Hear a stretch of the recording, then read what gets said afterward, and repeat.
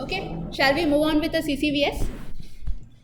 We start by identifying the characteristics required and making a wish list. It's a current controlled voltage source, so our input is a current source II. Our output is a voltage source V0. So we want our V0 to be proportional to II. What should be the proportionality constant? What should be the dimension of the proportionality constant? Resistance, right? So we'll write it as V0 is equal to some R times II. Okay. So this resistor, of course, cannot be a regular resistor. You are sensing the current at some node and creating a voltage at a different node. So this is sort of like a trans resistor, or it's also called as a trans impedance, right? Because of this reason, a CCVS is also called as a trans impedance amplifier.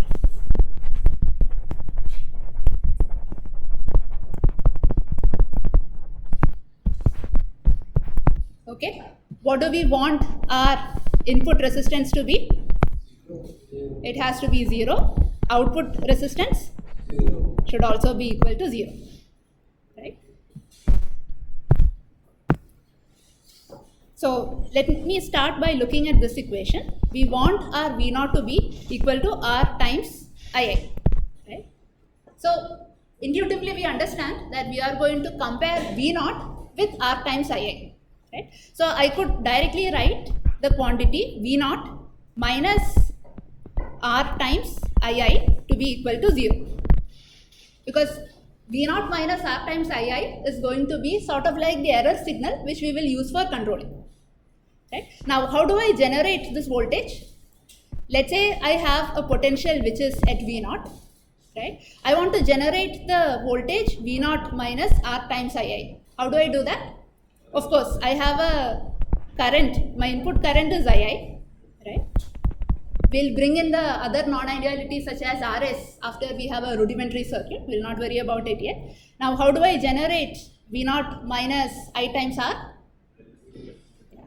If I add a resistor and pass this current through this resistor, this voltage, let me call it as some Vx, will be equal to V0 minus R times II. So far, okay? Now let's figure out, okay, so where do you think this V0 needs to appear? What should I connect here? I'll have to connect this to some load, right? And now I have to go and tweak V0 such that V0 is equal to II times R. So let's start with the regular logical reasoning. So let's say your V0 was greater than R times II, which means V0 minus Ri is now greater than 0. Under these conditions, what observation will you make on Vx? Is your Vx high? So what if V0 was equal to R times II? Then your Vx value is equal to 0, right? And you don't have to make any change to V0. Now, if your V0 was greater than R times the input current, which means V0 minus Ri was greater than 0, what comment can you make about your Vx? Vx will be greater than 0, right? And what do you need to do? To V0, what do you need to do? I need to decrease V0, right? So there is this node potential V0, I want to decrease it. What can I do? I have to pull current out of it, right? So now I connect something here, right? I'll simply call this current as, let's say, some IA. And this is a tunable current. So if Vx is greater than 0, I want to decrease V0, which means I have to pull current out of it. Okay. Now the other case is V0 is lesser than Ri, which means V0 minus R into I is lesser than 0. What happens to Vx? Vx will go lesser than 0. Now I need to increase my V0. To increase V0, what should I do? I have to push current into that node.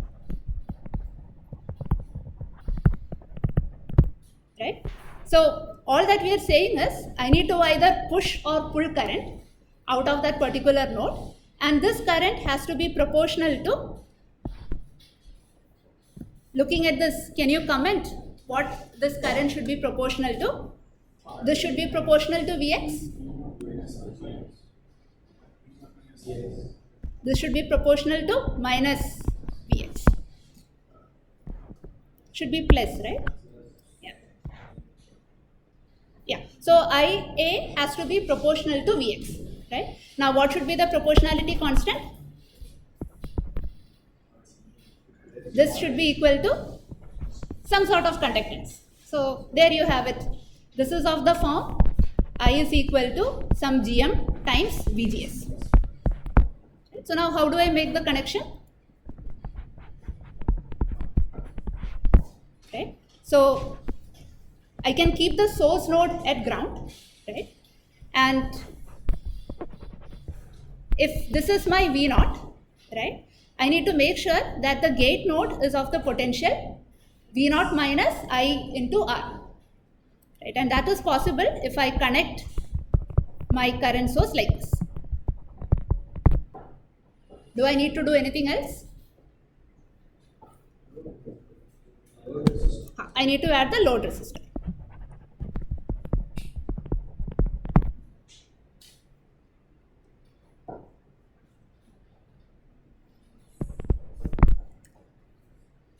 This is okay. Now, as a quick calculation, I will, again, we just want to verify if the circuit can potentially act as a current controlled voltage source, right? So as a first step of calculation, I'm going to assume that Rs is equal to 0 and that RL equal to infinity. So I'll add in all of the other non-idealities after we finish this, right? So for now, I'm going to assume that RL is at infinity. Can you quickly calculate what is V0 by II? So what is the path for II to flow? It has to flow through R, right? Which means what is the potential here?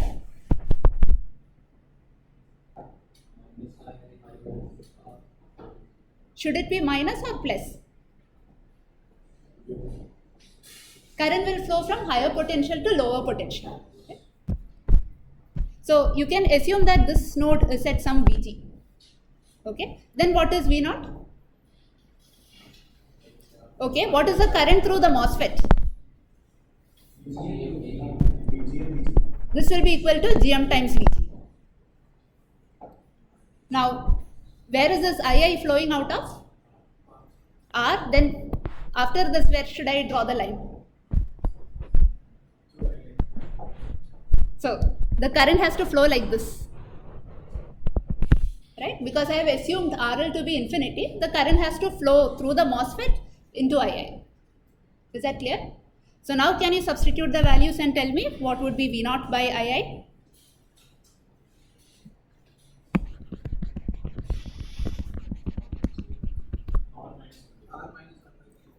So you'll get V0 by II should be equal to R minus 1 by Gm. So if you say V0, this is at some potential V0, then the Vg voltage will be V0 minus II times R, right? And then you can substitute for KCL at one of these nodes. So let's say I figure out KCL at V0. So you'll get the expression II plus Gm times V0 minus II into R is equal to 0. And then you solve for it and you'll get the expression V0 by II equal to R minus 1 by Gm. Okay. What did we want our expression to be?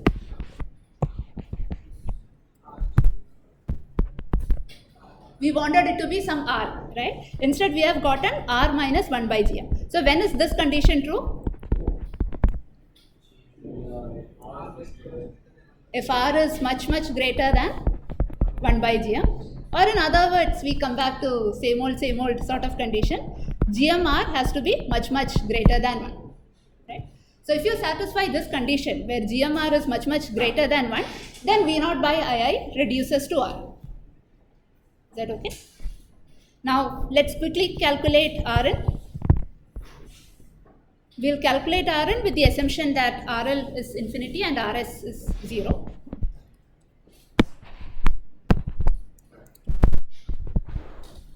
So looking from here, what is the impedance you see? What do you get?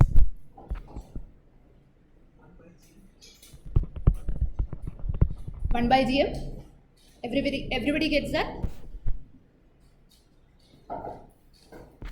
So this calculation should be straightforward.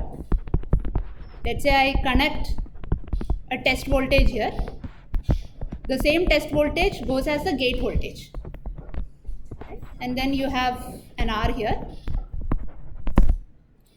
So any test current flowing out of this has to flow through the MOSFET, right? And what is the current through the MOSFET? That will simply be equal to Gm times V test.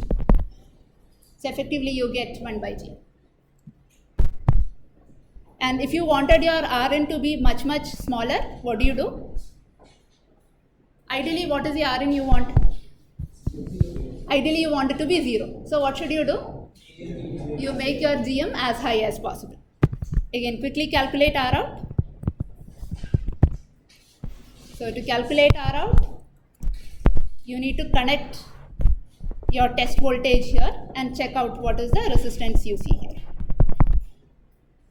Assuming RDS equal to infinity, can you calculate and tell me?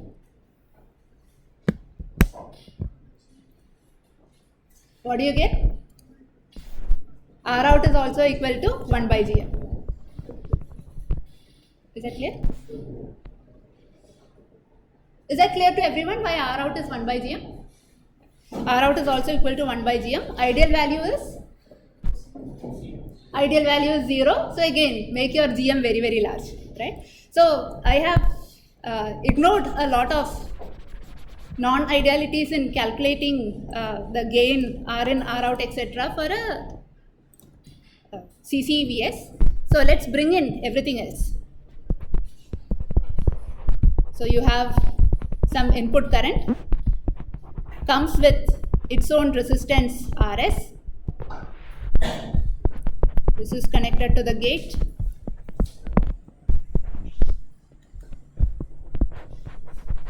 You have a resistance R here, and this is connected to the load. Let me also bring out RDS. So given this connection, is there a simplification you can make? RDS and RL are in parallel, right? So I don't have to particularly keep RDS here. Anytime I tell you that RDS is to be accounted, you put it in parallel with RL. So that is easy to take care of. Now this equation, this circuit, have you seen this before? Have you solved for this circuit before? In voltage controlled voltage source? Let me modify, make a small change here, right? Then the circuit might look more familiar. So let's say I want to replace this II with a voltage source. What can I do? So I'll have a resistor Rs. I'm trying to jolt your memory, so I'll draw it exactly like before. We have a resistor Rs and we have a voltage. What is the value of the voltage? II into Rs. So I have made a mistake here. Can anyone point out what is the mistake I made? Polarity, right? The current was in this direction. So I have to change the polarity as minus II times Rs. Now, does this circuit bring back memories? Common source amplifier with drain feedback, right? So I'll not do the derivation again. I'll pick up the result directly from there. So this was the circuit we were looking at then, right? And its incremental network looked exactly the same. And this was the result you had back then. So let me copy this.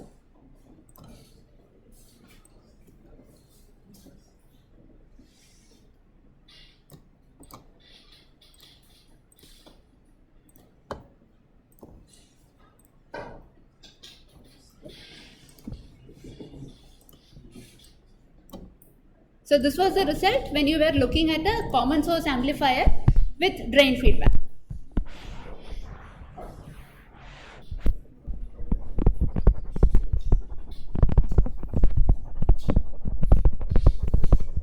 So I'll simply copy the final result and we'll adapt it for our case.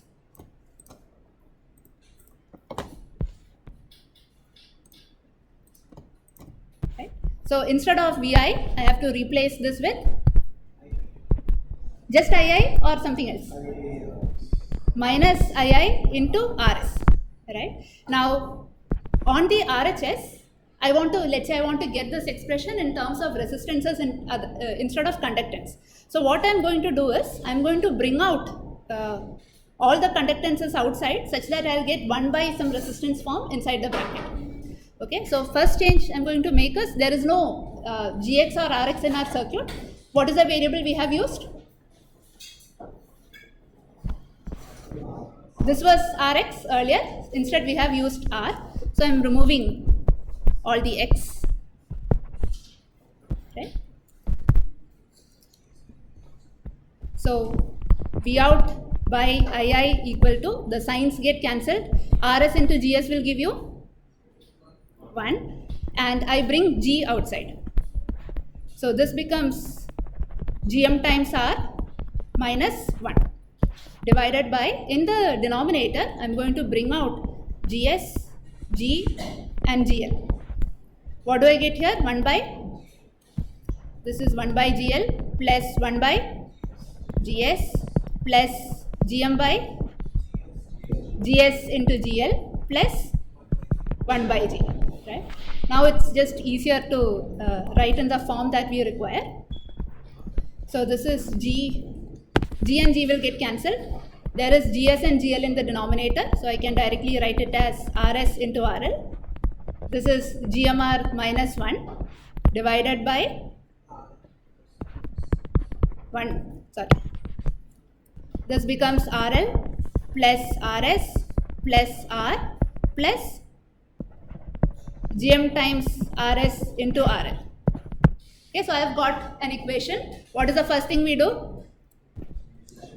We do a sanity check. Tell me whether I made any dimensional inconsistencies while solving this.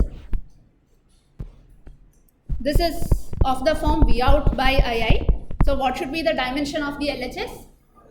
It should be a resistance. What is the dimension of the RHS?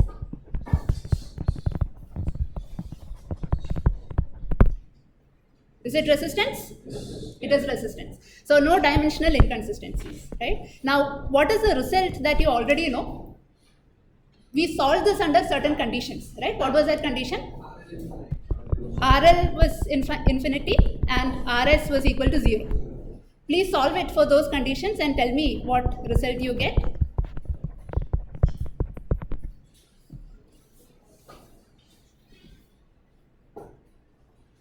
Put RS equal to 0 and RL equal to infinity. Should RS be 0 or something else?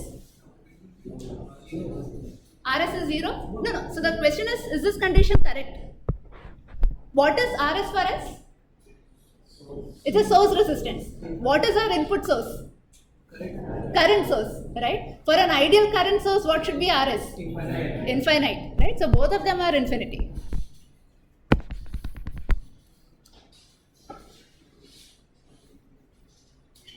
What do you get?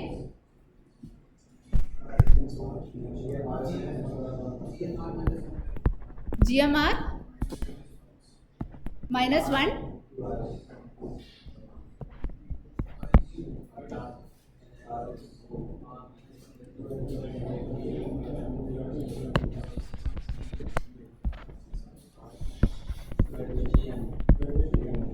divided by GM. So this is equal to R minus 1 by GM. Isn't this the same result we got earlier? Right? So it looks like our equation is fine. Right? So now if we want this to be almost equal to R, what are the conditions you need to impose?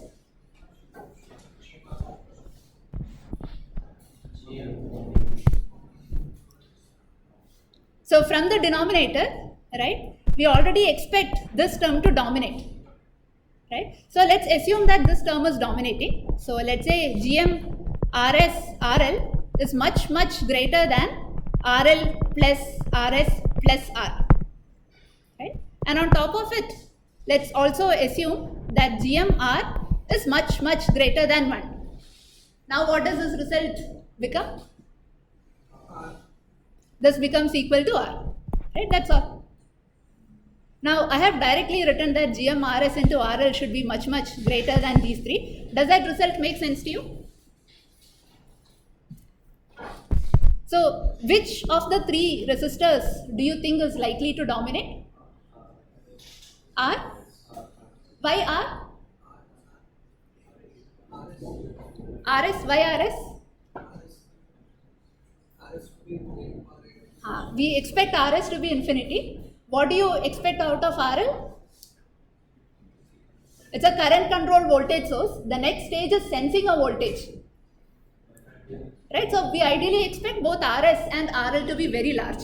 Right? So if you multiply that with GM, which is anyways very large, right? You can potentially make this quantity to be much larger than the other two, the other three terms, of which R is most likely going to be the insignificant term.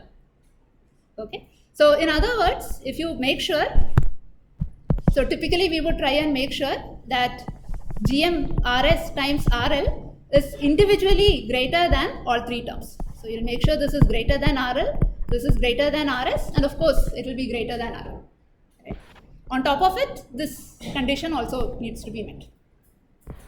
Okay. So now quick question. The same circuit under one condition is acting like a common source amplifier. In the other condition, it's acting like a current controlled voltage source.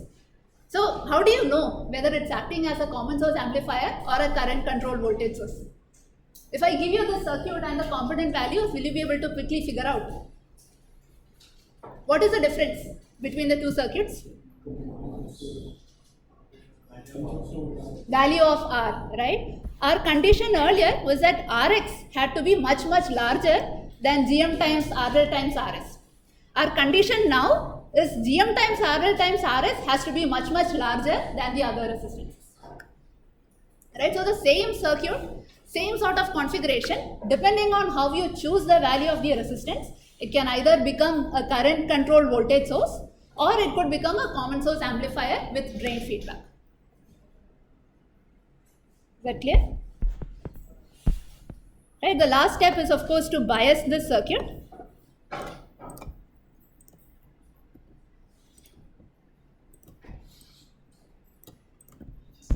Right. Again, there are two biasing circuits we could use. Either a drain feedback or the source feedback. Which one would you prefer now? Drain feedback, right? The poor guy has been waiting for its chance. Today is finally the day. So we prefer a drain feedback because here you see that the source is grounded, here the source is grounded. We want to make a connection between the gate and the drain, and that connection is already there. Right? So let's quickly hook up the circuit.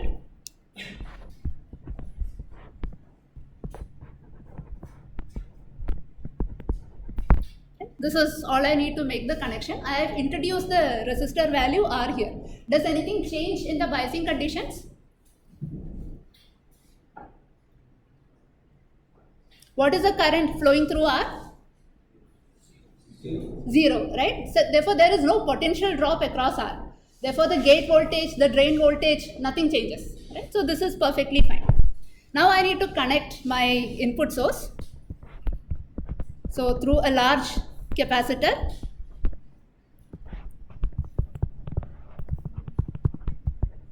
I connect the input source.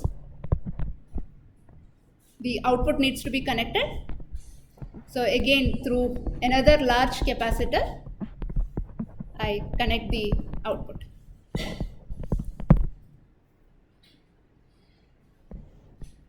Right, that's all. The connection is very simple. So I leave this as a homework for you to calculate calculation of R in and R out are very straightforward, and we have done this couple of times now, so I'm hoping it will be okay. You can look at what should be the, so this is 12.4, is it? 12.4. So determine